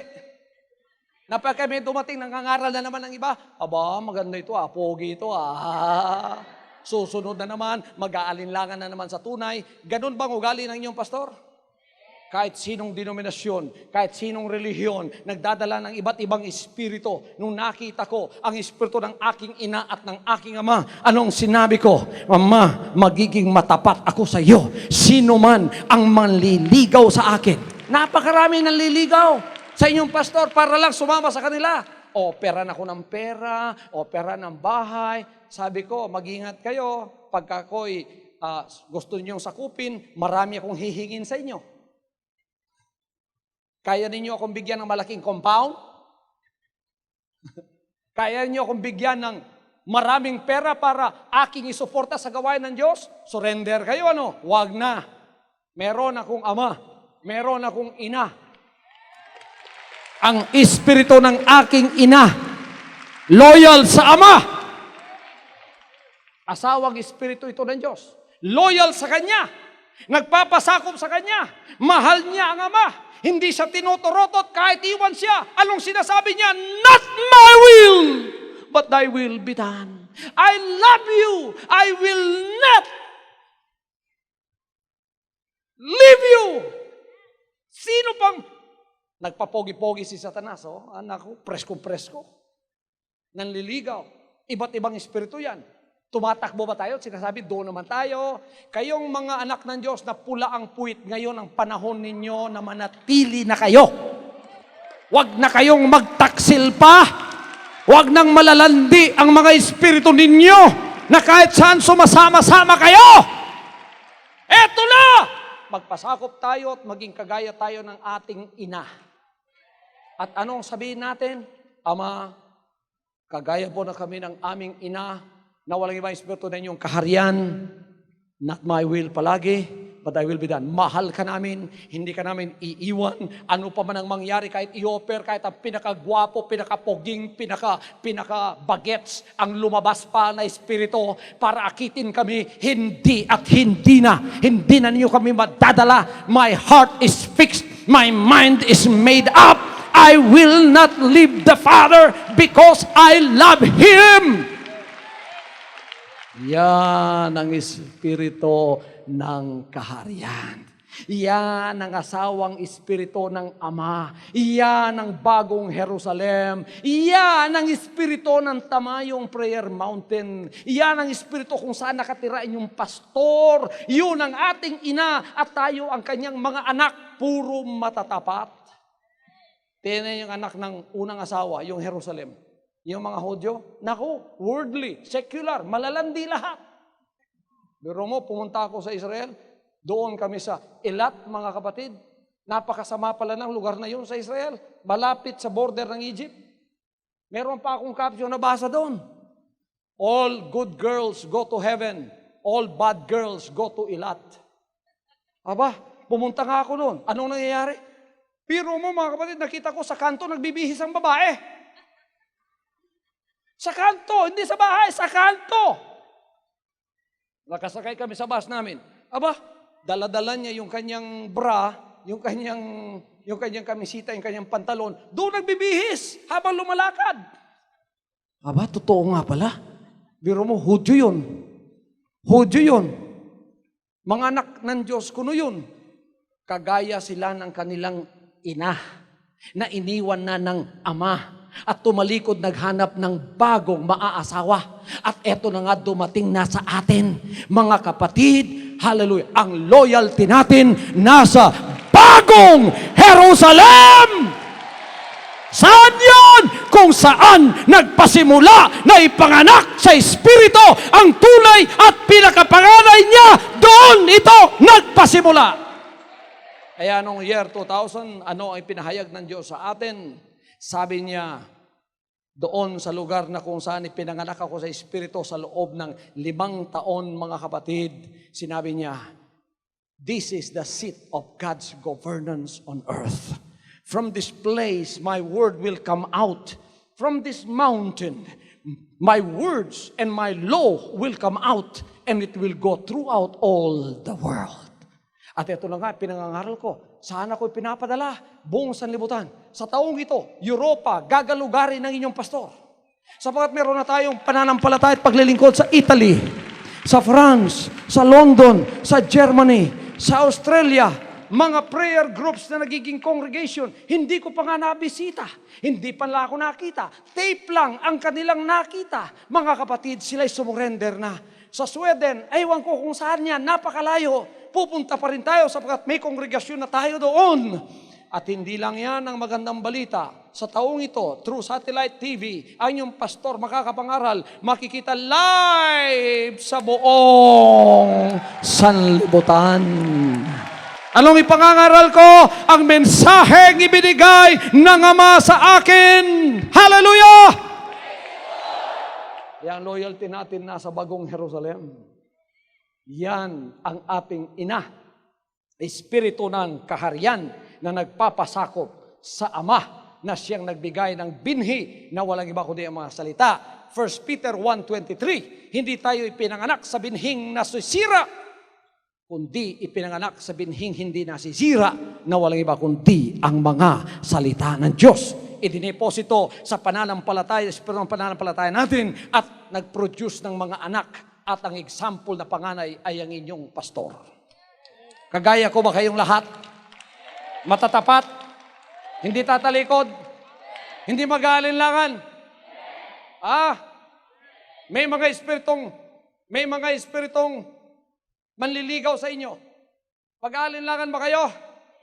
Saan nyo nakita yung Ama, hindi po ang aming kalooban, kundi ang inyong kalooban ang matutupad. Ama, ang pride namin galing sa inyo. Wala na po kaming ego. Hindi na namin itataas ang aming apelyedo. Hindi na namin itataas ang aming sarili. Hindi na namin itataas ang aming makamundong pamamahay. Ang iyon ng bahay ang aming papasukin. Ang inyong pangalan ang aming itataas. Kami punong-puno ng pride para sa inyo, Ama. Palakpakan natin siya. Hallelujah!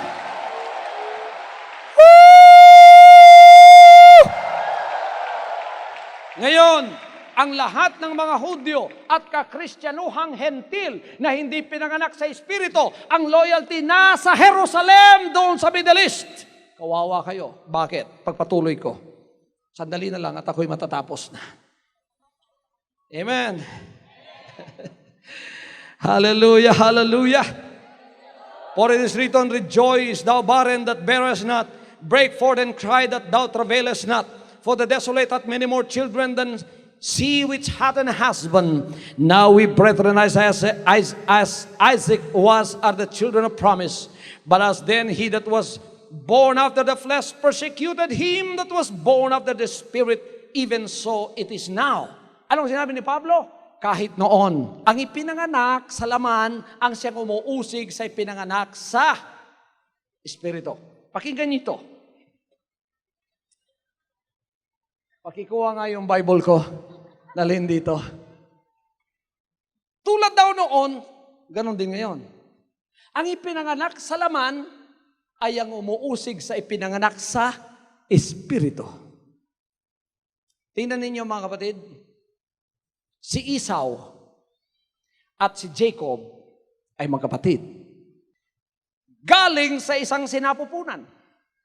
Tulad noon, sinabi niya, ang ipinanganak sa laman ay umuusig sa ipinanganak sa Espiritu. Tulad din daw ngayon. Totoo nga. Galing sa isang sinapupunan. Galing sa isang Kristiyanong pananampalataya. Si Jesus Christ din ang inaari nilang tagapagligtas. Pero bakit nung lumitaw ako, ipinangaral ang katotohanan? Marami ang umuusig sa akin. Puro mga born again. Kasi hindi born in the Spirit. Born in the flesh lang. Pagka inusig ninyo ako, yan ay palatandaang born in the flesh kayo. Si Esau kayo. Hallelujah. Ang lahat ng ipinanganak sa Espiritu tulad ko, mahal nila ako. Hallelujah. Kaya, talagang tunay dalawang klase ang Espiritu. Espiritu ng masama at Espiritu ng mabuti. Amen? Tingnan nyo ang kabilang Espiritu umusig sa akin. Ito naman kabilang Espiritu nagmamahal sa akin. Kita nyo, dalawang klase ng Espiritu. Ang nagmamahal sa buhay ni Jesus Christ at ang namumuhi sa buhay ni Jesus Christ. Tatanungin ko kayo, saan kayo sa mga espiritong ito? Sa nagmamahal o sa namumuhi? Kaya naririto kayo at pinakikinggan ninyo ako. Hallelujah! Pakinggan din ninyo ito. Para naman doon sa mga kasamahan ko na dito noon, pumupuri din sila kasama natin. Nagte-testify din at sinabing si Pastor Kibuloy ang tunay na pinahira ng langis. Worker pa nga yung iba eh. Nasa labas na ngayon at siyang nangunguna sa pag-uusig sa akin. Ba? Anong masasabi nyo doon? Etong sasabihin ko. Nung ako'y pinupuri niya dahil ako'y alagad ng Diyos, ang pangangaral ko, ganun pa rin ba? Nung nasa labas siya at umuusig na sa akin at hindi raw ako alagad ng Diyos, ako rin masama. Ganun pa rin ba ang aking pangangaral? Binago ko ba ang pangangaral ko? Binago ko ba ang buhay ko? Sinong nagbago? Siya. Ako hindi nagbago, pareho pa rin. Kaya sinong masama sa amin? Ganyan lang yan eh. Either kakampi ka sa mabuti o kaya kakalabanin mo ang mabuti. Nasa dalawa lang yan. Walang nasa gitna. Noon, kampi ko siya dahil mabuti siya. Ngayon, nagpakasama siya o kaya nakitang masama sa kanya, hindi siya nagsisi, mataas ang igon niya. Biro mo mga kapatid.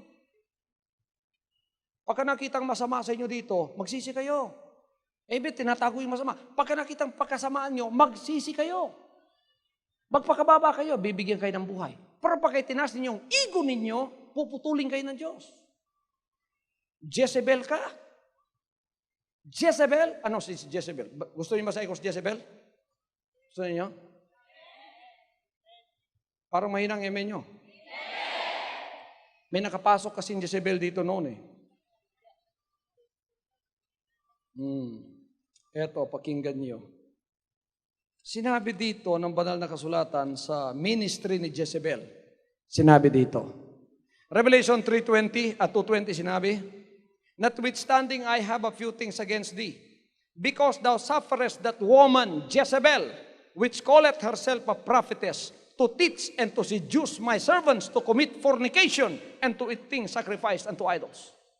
Sinabi niya rito, meron akong ikakalaban lang sa iyo, sapagkat pinababayaan mo ang babaeng si Jezebel na tinatawag niyang sarili niyang propeta, tinuturuan niya at hinihimok niya o inaalok niya ang aking mga alagad na mga lunya and eating sacrifice to idols.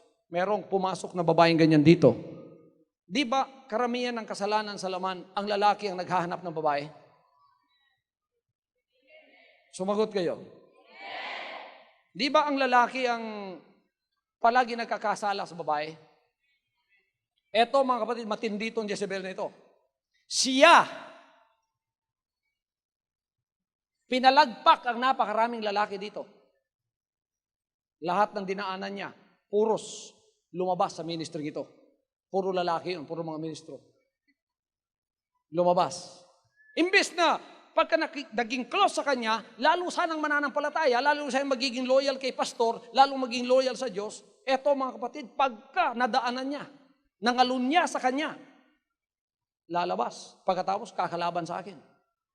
Yan ang espiritu ni Jezebel. Salamat at wala na siya rito, nasa labas. Yan, klarong-klarong nasa labas ka na. Sige, awayin mo ako hanggang magagawa mo, sapagkat klarong-klaro, kalaban na kita. Sino mga hente na Satanas ang papasok dito, hindi kayo mananatili dito. Pagka nakitaan kayo ng kasalanan nyo at hindi nyo tinanggap ang kasalanan nyo at nagsisi kayo, puputulin kayo ng Diyos. Ugali ng Diyos yan. May pag-ibig ba ang Diyos? Anong klaseng pag-ibig? Makalangit na pag-ibig. Anong makalangit na pag-ibig? May hustisya. Hindi pinababayaan ang kasalanang manatili. Yan ang makalangit na pag-ibig. Pagkatandaan natin yun. Everybody say, praise the Lord. Sinabi ng banal na kasulatan, pakinggan ninyo ito mga kapatid. Hallelujah.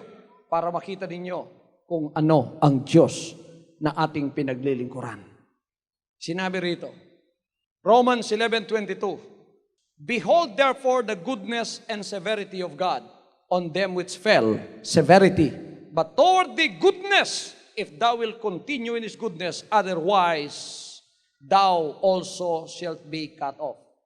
Masdan mo ang kabutihan at kabagsikan ng Diyos. Ang kabagsikan ay sa nangahuhulog. Ang kabagsikan ng Diyos sa mga nangahuhulog, Datapwat ang kabutihan ng Diyos ay sa iyo, ang kabutihan ng Diyos ay sa iyo. kung mamamalagi ka sa kanyang kabutihan. Kung mamamalagi ka sa kanyang kabutihan. Sa ibang paraan ay ikaw man ay puputulin. Kundi, puputulin ka rin. Hindi kilala ng Diyos, ng mga tao ang Diyos sa ganyan. Ang kilala nila ang Diyos, pag-ibig lang ang Diyos. Kahit magkasala pa sila, alam na nila ang kasalanan, tapos magkakasala pa sila, pag-ibig ka, O Diyos. Para ba pag-ibig ng amang konsentidor? Oh, yun. Oh. Tayo dito, mga ama, pakinggan ninyo ako. Kayo, dinajudge ako, kayo mga amang makamundo, dinajudge ninyo ako sa pag-ibig ninyong konsentidor. Kaya kung di ko kinukonsinti ang mga kasalanan nyo, ano ang akusasyon nyo sa akin? Walang pag-ibig. Wala raw akong pag-ibig dahil hindi ko kinukonsinti yung kasalanan. Wala ba akong pag-ibig dahil hindi ko kinukonsinti yung kasalanan? Sinabi naman ng kasulatan, tandaan ninyo ang kabutihan at kabagsikan ng Diyos. Kabagsikan sa mga nahuhulog, ngunit kabutihan sa iyo kung magpapatuloy ka at mananatili sa kanyang kabutihan. Kundi man ikaw din ay puputulin. Kung mananatili, ang lahat ay masabing, kung mananatili sa kanyang kabutihan. Sinong may payong dito? Pahiram nga, may demonstration tayong maliit.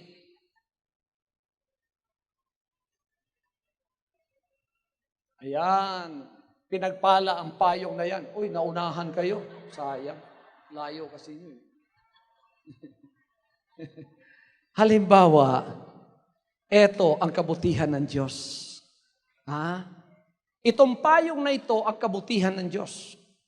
Brother Bernard, dali ka nga dito. Si Brother Bernard pumasok sa kabutihan ng Diyos. Kaya napapayungan siya ng kabutihan. Ngayon, dahil nagtampo si Brother Bernard, ayaw na niyang sumunod sa Panginoon, lumabas siya ngayon sa kabutihan ng Diyos. Sasabihin ba ni Brother Bernard? Anong sasabihin ni Brother Bernard sa akin? Sasabihin ba niya, halimbawa ako ang Diyos, humahawak ng kabutihan ko. Anong sasabihin niya? Lumabas siya ngayon sa kabutihan ko. Anong sasabihin niya? Wala kang kabutihan. Wala kang pag-ibig. Tama ba yung logic niya? Bumalik ka nga, Brother Bernard. Ang kabutihan ng Diyos, yan ang pag-ibig ng Diyos. Okay? Okay, love ko si Brother Bernard dahil love niya ako. Bakit? Siyang lumapit eh. Nung tayo makasalanan, ang Diyos ang lumalapit sa atin. Halimbawa, makasalanan ka, Brother Bernard. Makasalanan ang tao, no? Ito ang ugali ng makasalanan ng tao. Lumalakad sa kanyang sariling daan. Sige, lumakad ka, brother. Yan ang daan mo. Doon, papunta doon. Palibot-libot ka. Yan ang lakad ng makasalanan. Will niya yan. Sige, Brother Bernard, umikot-ikot ka. Makasalanan, lakad yan. Ako ang Diyos, pagka sa kaligtasan, hahanapin ko ang makasalanan, akong susunod sa Kanya. Akong susunod sa Kanya. Oh, akong susunod sa Kanya. Sige, lumakad ka sa daan mo. Akong sumusunod sa Kanya. Anong sinasabi ko? Brother Bernard, magsisi ka. Brother Bernard, magsisi ka. Oh, ngayon narinig ni Bernard ang preaching ko. Narinig niya yung mensahe ko. Huminto siya. Anong sinabi niya? Ano 'yun, Panginoon? Ano yung Panginoon? Magsisi ka. Tagapin mo ba? Oo. Tinanggap niya ngayon, nagsisi siya. Di pasok siya sa kalooban ng Diyos. Ngayon, mga kapatid, tinanggap na niya at sinabi niya, not my will. Not my will, but thy will be done. But thy will be done. Di nagsisi, may bagong espiritu na. Ang Diyos magpapatuloy sa paglalakad ngayon, maghahanap ng makasalanan. Lalakad ang Diyos ngayon. Sinong susunod? Si Brother Bernard na. Magpailalim ka. Magpailalim ka sa love ng Diyos. Oh. Siya ang susunod ngayon. Saan ako pumunta? Siyang sumusunod. Siyang sumusunod. Halimbawa, mga kapatid, halimbawa, na backslide siya, anong gagawin niya? Lalabas na naman siya. Halimbawa, dito ako dumadaan. Saan siya dadaan? Doon. Sige, lumakad ka na naman. Yan, backslider na yan. Sasabihin ko, saan si Bernard? Wala na, nasa daanan niya. Tapos, nagalit si Bernard sa akin. Anong sinasabi niya? Walang pag-ibig yung pastor na yan. Bakit? Kasi hindi na niya nadadama yung pag-ibig ng Diyos na sumasakop sa kanya. Bakit hindi niya nadadama? Siya ang umalis sa pag-ibig ng Diyos. Wala na siyang nadadamang pag-ibig sapagkat siya ang umalis. Ngayon, para madama na naman niya ang pag-ibig ng Diyos, sino ang babalik? Ako na naman ang maghanap sa kanya? Alam na niyang daan, di ba? O ngayon, halimbawa nagsisi si Brother Bernard, hinanap na naman niya ako. Anong gagawin niya? Hahabol siya. Habol! Habol ka! Habol! Humabol ka! Humabol ka, Brother Bernard! Magpasakop ka, humabol ka! Kung anong takbo ko, yun din sa'yo! Habol! Huwag kang malilate! Yan, humawak ka! Yan! Hallelujah! Ganyan ang kaligtasan! Amen! Salamat sa payong. Ganyan ang kaligtasan. Pagka nasa Panginoon na tayo na ang sumusunod. Hindi na tayo ang sinusunod-sunod. Sapagkat lumago na tayo. Nung tayo lumago na, nung tayo bata pa, sinusunod-sunod tayo. Kinakalong tayo. Nung tayo lumago na, tumaas, lumaki na, tayo na ang susunod. Yan. Pagka umalis ka sa ilalim ng pag-ibig ng Diyos, huwag mong akusahan ng Diyos na wala kang pag-ibig, Panginoon. Ikaw ang umalis. Kaya hindi mo nadadama ang kanyang pag-ibig dahil umalis ka sa kanyang pag-ibig. Para madama mo, bumalik ka. Magsisi kang muli. Pagka hindi ka nagpakababa, mataas pa rin ang ego mo, wala kang pride na magsisi, tapos ka. Ikaw magliligtas sa sarili mo ngayon. Palakpakan natin ang buhay na Diyos. Hallelujah! Hallelujah! Kaya mga kapatid, matatapos na ako. Etong sinabi ng banal na kasulatan. But as then he that was born after the flesh persecuted him that was born after the Spirit, even so it is now. Nevertheless, what saith the Scripture? Pakinggan ninyo ito. Cast out the bondwoman and her son. Gayunman, ano ang sinasabi ng kasulatan? Palayasin ang aliping babae. Palayasin ang aliping babae. Yung babaeng palaging nangangalod niya sa ibang espiritu. Sige. At ang kanyang anak. At ang kanyang anak, yung kanyang binhi.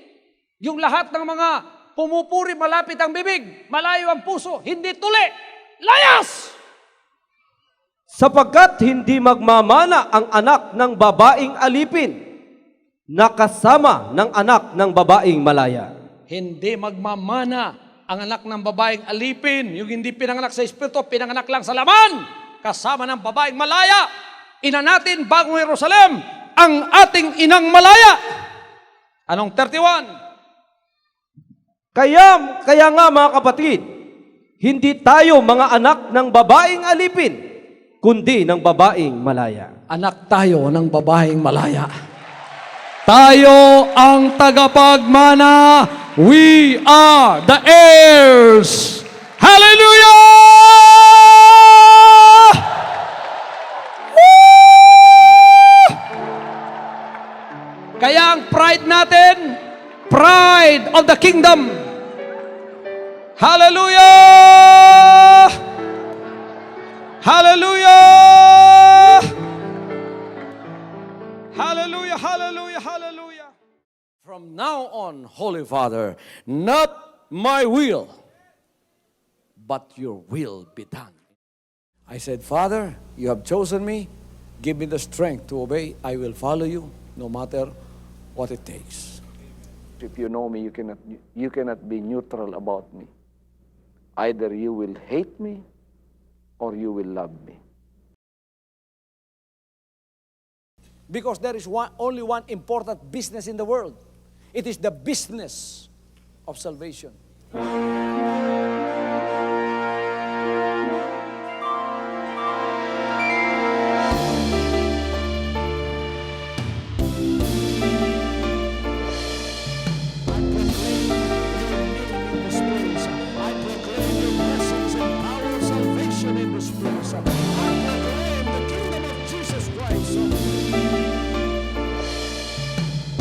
As I am concerned, and as far as the work of God is concerned, we have reached the end. Last September 13, 2003. When you find God, you find His love. Because God is love. Ganon ang pag-ibig ng Panginoon. Walang katapusan na yan ay bumabalik-balik sa atin. If you want to receive, you have to give. Receive it by faith and say, Lord, I will touch up. Because the game plan of God was to save us from sin through the power of love. He has completed the salvation works in the Spirit. After April 13, the door is open for everyone to come. The salvation works of the Father is now completed in me. Salvation is here.